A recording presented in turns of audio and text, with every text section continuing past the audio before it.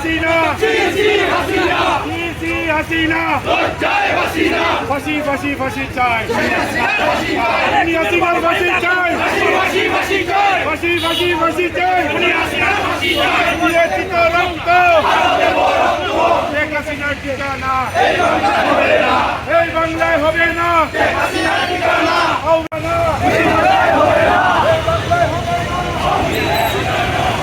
যাচ্ছে বাংলাদেশ জাতীয়তাবাদী দল বাংলাদেশ জাতীয়তাবাদী দলের নেতৃত্বে বাংলাদেশ জাতীয়তাবাদী ছাত্র দল রাজপথে সেই সব দূষরদের সেই সব ষড়যন্ত্রকারীদের মোকাবেলা করতে রাজপথে প্রস্তুত রয়েছে বন্ধুগণ।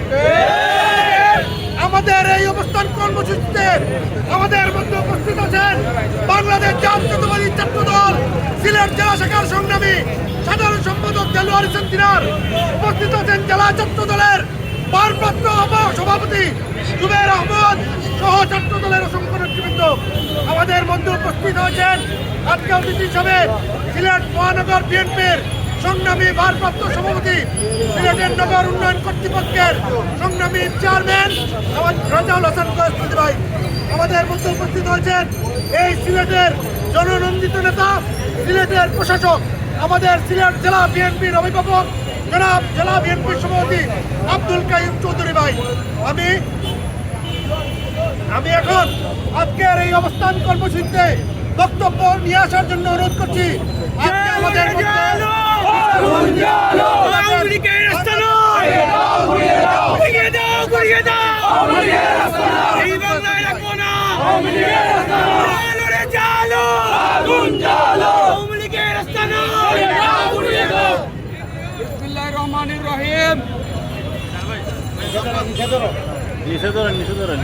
সংগ্রামী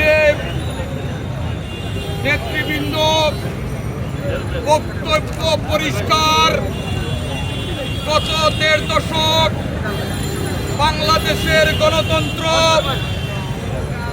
ভোটাধিকার, মানুষের কথা বলার অধিকার প্রতিষ্ঠা করার জন্য যেভাবে আমাদের অহংকার জনাব তারেক রহমানের নেতৃত্বে বিগত ১৫ বছরের অধিক সময় পুলিশের লাঠি গুলি টিয়ার গ্যাস উপেক্ষা করে রাজপথে জীবন বিসর্জন দিয়ে হাজারো নেতাকর্মীর খুন এবং গুমের মাধ্যমে আজকের যে বাংলাদেশ আমরা প্রতিষ্ঠা করেছি, সেই গণতান্ত্রিক বাংলাদেশকে, বাংলাদেশের স্বাধীনতা এবং সার্বভৌমত্বকে, বাংলাদেশের আইন শৃঙ্খলা পরিস্থিতিকে যারা আবারও নস্যাৎ করার চেষ্টা করবে, শহীদ জিয়ার আদর্শের প্রতিটি সৈনিক আজকের মতো রাজপথে থেকে।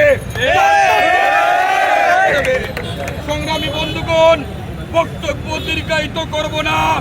আপনাদের প্রতি আমাদের আহ্বান থাকবে, বিগত 15 বছর যেভাবে আপনারা দেশের মানুষের মুক্তির আন্দোলনে আমাদের চেয়ারম্যান জনাব তারেক রহমানের নির্দেশনায় পরিবারের মায়া ত্যাগ করে নিজের জীবন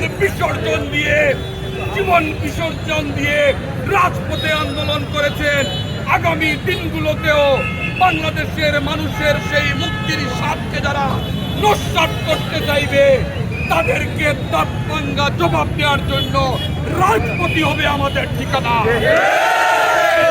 বাংলাদেশ জিন্দাবাদ, বাংলাদেশ জাতীয়তাবাদী দল জিন্দাবাদ। আমাদের অহংকার, আমাদের প্রধানমন্ত্রী জনাব তারেক রহমান জিন্দাবাদ, জিন্দাবাদ।